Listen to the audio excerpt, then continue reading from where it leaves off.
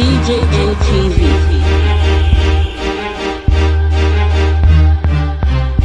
Welcome to DJN-TV News Update for the week. I am Umaru Latifa.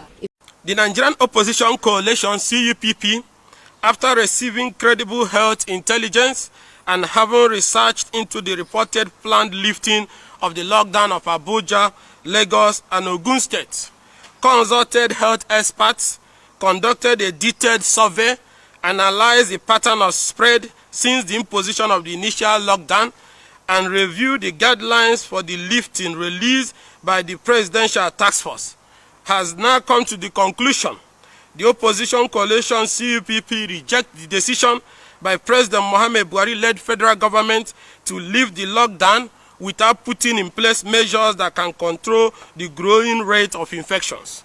Nigerians will recall that following the address by the President on the 27th April 2020, we had immediately stated that the opposition received the announcement of the proposed lifting of the lockdown with reservations, pending the study and research by our experts.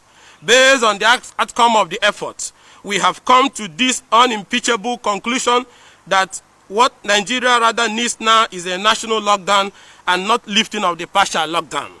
This is fundamental because, like we had highlighted in previous statements, a lockdown on its own without complementary action was not going to achieve much.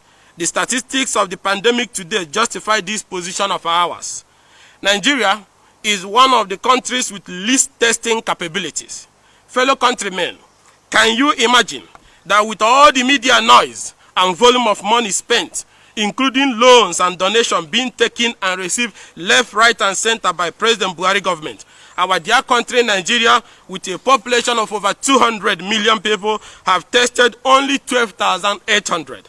And I repeat, 12,800 citizens from 27th February 2020, the day the index coronavirus testing was positive. To date, with an approximate of over 2,000 infections, while our neighbor Ghana, with less population, has tested 120,000 people with around the same 2,000 infections. South Africa tested 210,000, Egypt 100,000, Morocco 40,000. And with this weak performance of testing only 12,800 since the infection started, how can Nigeria test people when lockdown is lifted with probability of more infections? The NCDC is talking of running out of testing kits and talking of no bed space, even with little case of 2,000 reported infections. Infection of doctors has moved from 40 to over 100 in days, and the president's only remedy is to be watching his TV, be waiting for the news of foreign vaccine to be made, because he has no idea or has the capacity to even try to develop home remedies like Senegal and Madagascar. And you want to allow such a man open the gate for people to roam the street because he ruined the economy and squandered the palliative that would have kept people at home. In view of Section 14 of our Constitution, of what use is he being president apart from issuing a detailed and pre-recorded speech whenever it suits him? The true test of leadership is here, staring us in the face. No money, no economy, no attempt to assemble our doctors and local herb experts to try something. Even those trying to develop local vaccines are not getting federal attention. The president prefers us to wait till our former slave masters develop something as usual. Nigerians, be careful as you come out, because the worst can happen now, as the health institutions and strategies Buhari put out are weak. And I repeat, are weak. That is why we are not comfortable with the plan to officially open the lockdown and allow people move in crowd with no capacity to handle the possible fallout. We hereby declare that President Buhari's lifting of the lockdown without complementary action cannot achieve the targeted aim of revamping the economy, as the virus will painfully and unfortunately spread again, and thereby force the government to shut down again, and this time under that circumstances. Fellow countrymen, we know it is hard, but the APC government led us to this hard spot. They wasted over 10 trillion in revenue and borrowed funds and could not bear the economy. Hence, everybody's pockets went empty within 24 hours of lockdown because the economy was already dead. The little left they hid under palliative to take it away. It is not our fault that we had leaders who came to change, and indeed changed us into poverty capital of the world, broke down our security in all parts of the country, and divided us on ethnic and religious ground. But let's not allow them use incompetence in handling our current and let us not allow them use incompetence in handling our current health challenge and use it to kill us. We pose the following questions to guide citizens to see where the incompetence of this government is leading the nation. Who will enforce distancing in Danfo buses in Lagos, A-Rufai buses in Abuja and Maraba? Who will control crowd and enforce social distancing in Balogun market and other large markets? Who will enforce mask wearing among millions of Nigerians in this state who will turn into the streets? Who will provide masks or give money to poor people, illiterate people, and marginalized etc. for them to be able to buy masks? Who will stop corrupt police officers and other compromised security personnel who will turn to collecting bribe to allow buses overload and for people not wearing masks to go free?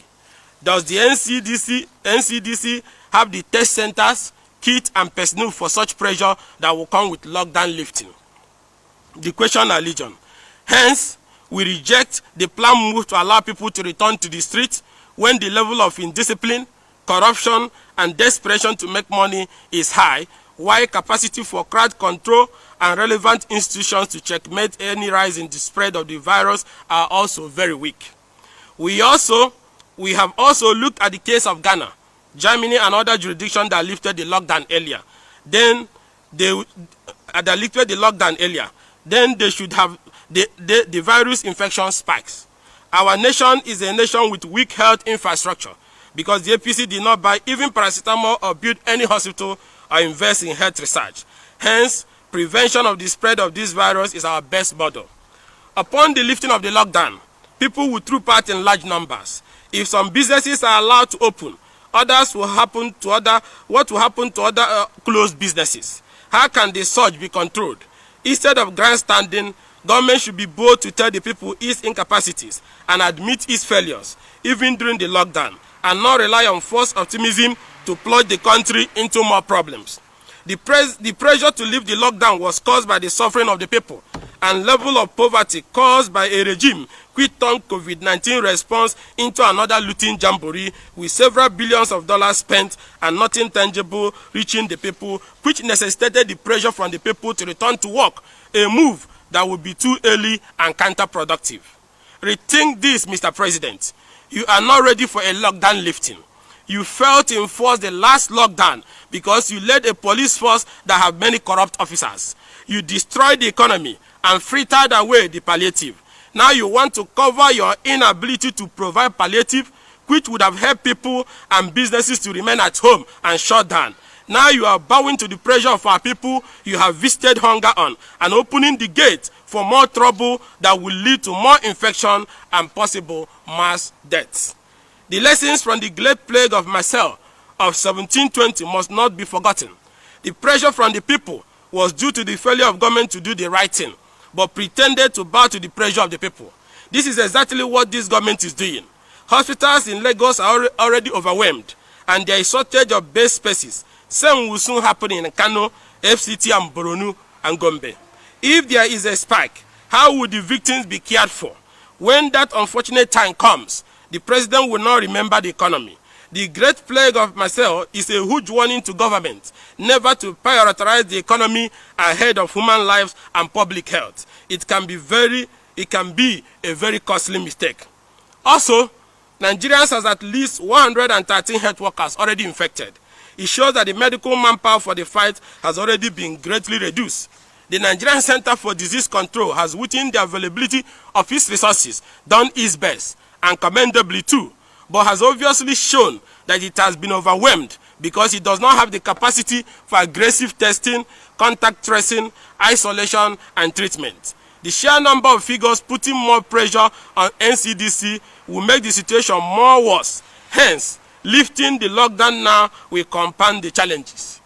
After extensive investigation and review of information at our disposal, facts show that government have not put in place any sustainable sensitization or proper machinery in motion to curtail the spread of the virus after the lockdown lifting. The Nigerian Center for Disease Control testing ability has not been properly strengthened to handle mass infections that will come out from spread if lockdown is lifted. The enforcement has not improved, as men of the police are still collecting bribes to allow defaulters to move on across states or extorting them.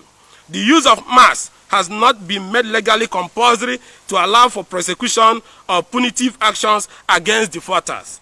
The parliament, when they opened, instead of making law to make the use of face masks mandatory with punitive action for those who refuse to wear face masks, only went and approved 850 billion loan for the president to take again and close their chamber and run under their bed. The access to masks by poor people or less privileged who will be thronging public places, buses and markets have not been put in place. And in view of that, we, the opposition, wish to warn that we do not subscribe to nationwide lifting of the lockdown with weak health measures which cannot handle a viral spread.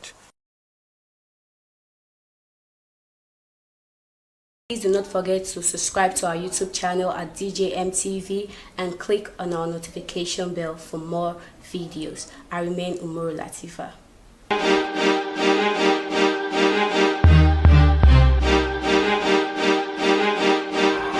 DJMTV.